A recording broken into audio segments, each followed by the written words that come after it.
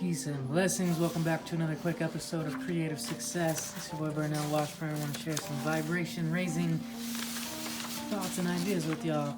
So I just came across a bunch of old posters from shows that I've played throughout my career. It's nowhere near like a fraction of all of them because I haven't saved the majority of them, but it was really inspiring me to look at some of these and just remember of how many of these things used to be dreams that I've once visualized that ended up becoming true. There's a write-up I got in a magazine, festivals I've played, people that I was like a fan of, that I looked up to, that ended up becoming friends over the years.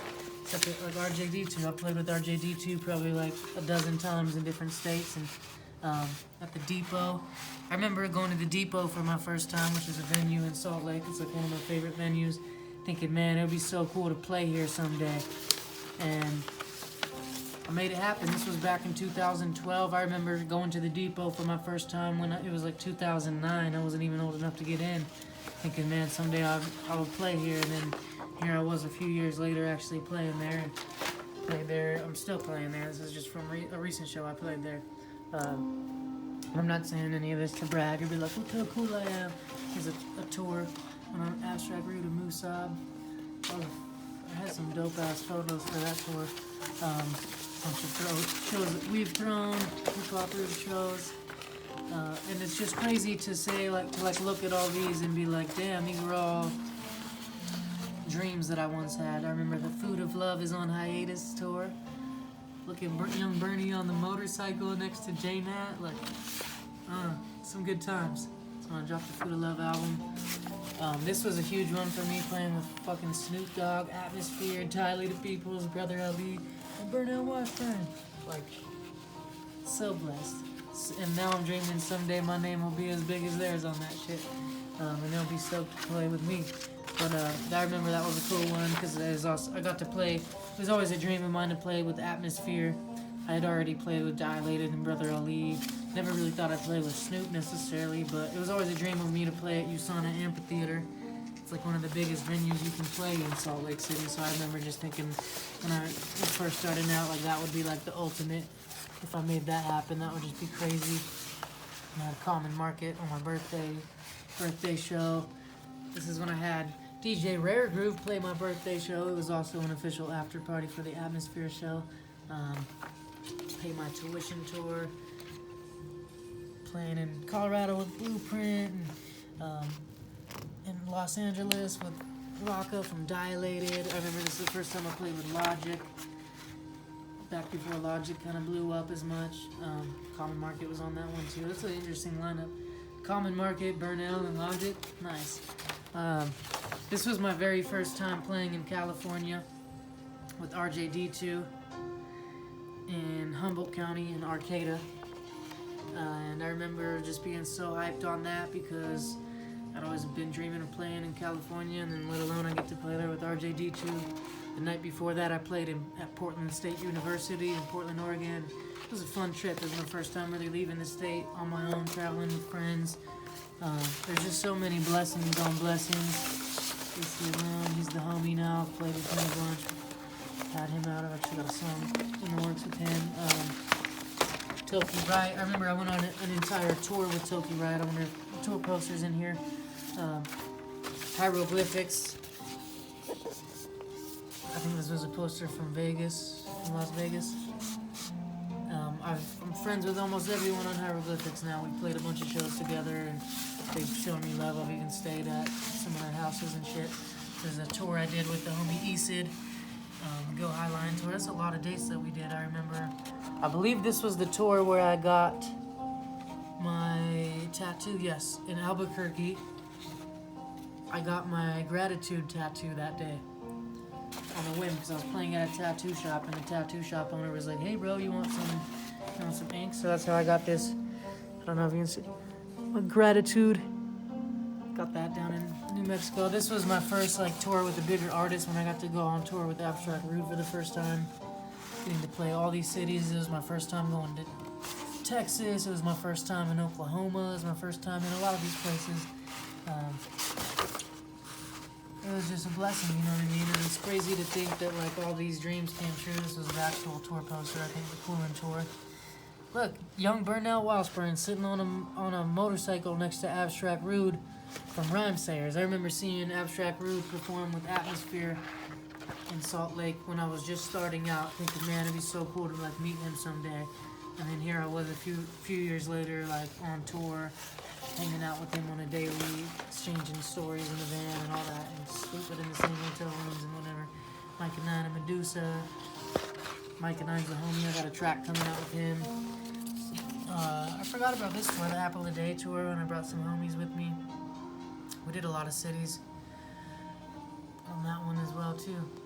So many good stuff. Oh, I remember the first time. I think this might have been the first time I got to play with Blue Scholars. Played with them a bunch now, but man, it just really goes to show anything can become reality.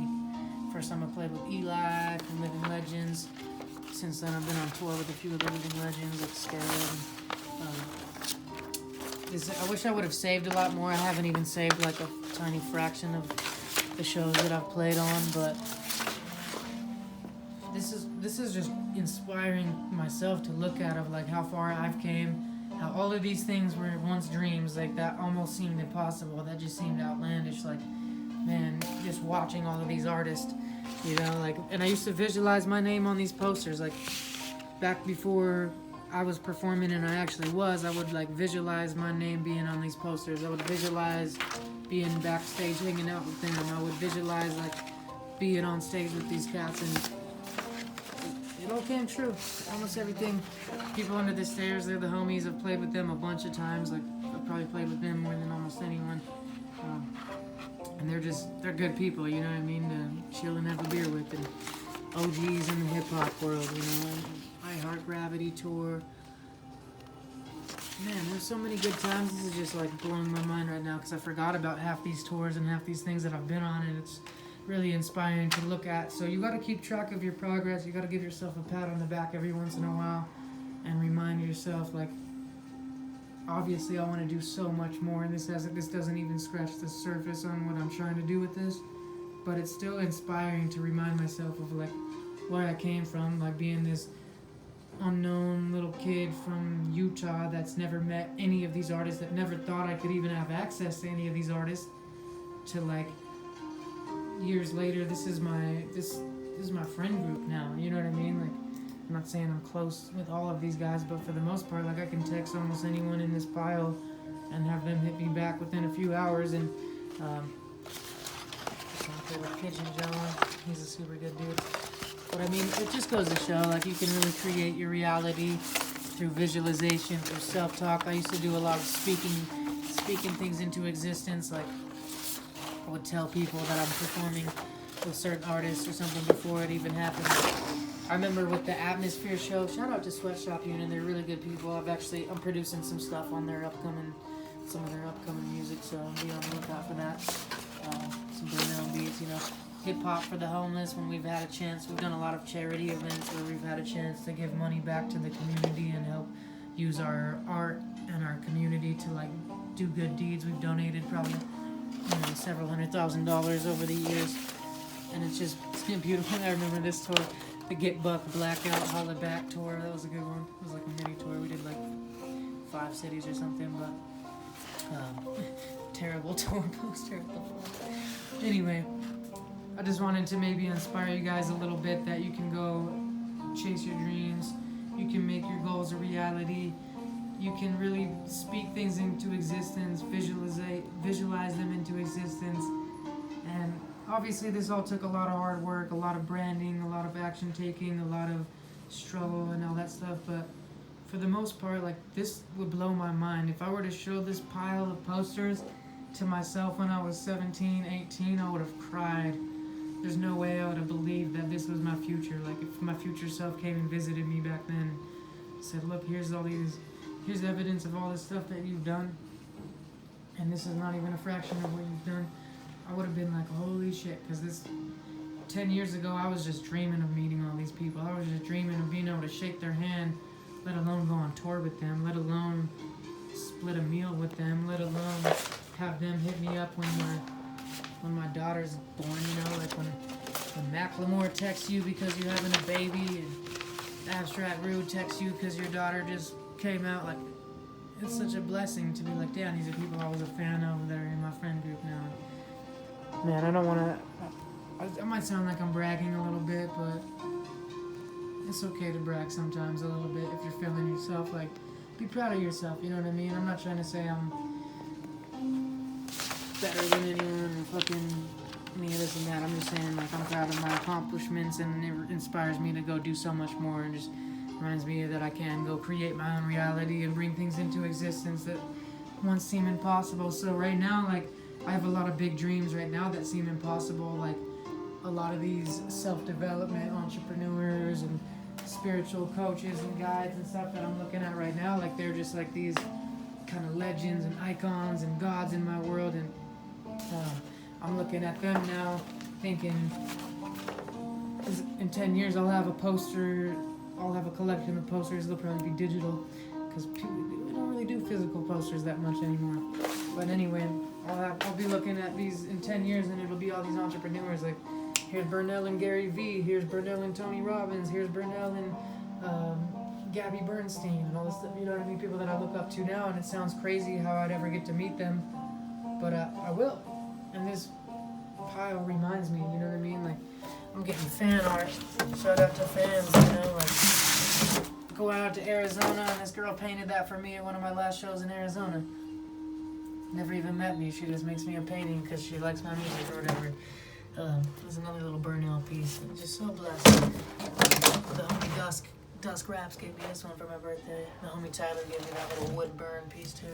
So I'm just so grateful for all the people that support me and show love, and the fact that I'm able to live my dreams and do what I love for a living. And really beyond any of that, I'm just grateful for my power and my ability to manifest the life of my dreams. Whatever I want, I can go create, and it makes me feel so empowered to look at something like this and remember, like, oh yeah.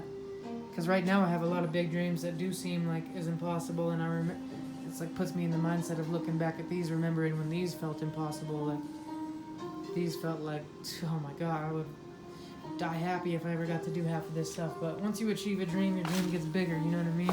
Constant expansion, and I'm blissfully dissatisfied, which means I'm so grateful for where I'm at, but I know I'm capable of so much more, so I'm not gonna ever settle. I'm never gonna be like, okay, cool, I've done enough, I've succeeded enough, you know what I mean? It's a constant growth, constant evolution. Shout out to Whiskey Blanket, good homies from Colorado. I think this was when I was on the cover of Slug magazine. I had a City Weekly cover in here somewhere. I'll have to go through. I got a whole other stack of stuff to go through. But anyway, I don't want to keep rambling because I think you guys got my point in like the first 2 minutes. I just love you guys, and I'm so grateful, and I wanted to share this inspiration. I wasn't even planning on doing a video right now. I just happened to pull all these posters out, and I was like, man, I'm capable of a lot.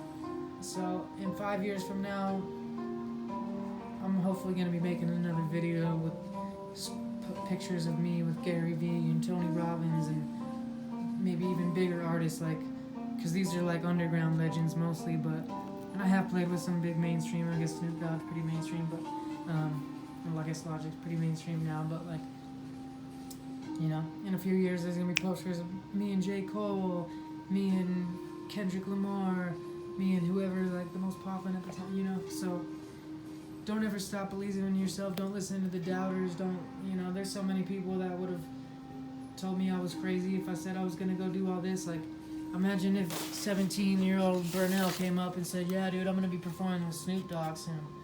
People, like, I would have laughed at my damn self, but there's evidence that it came true. So I love you guys. I hope that inspires you and uplifts you to go chase your dreams, set bigger goals, and visualize bigger things, because you can create your own reality and anything is possible. So I love you guys. I'll catch you tomorrow on another episode. Peace and blessings.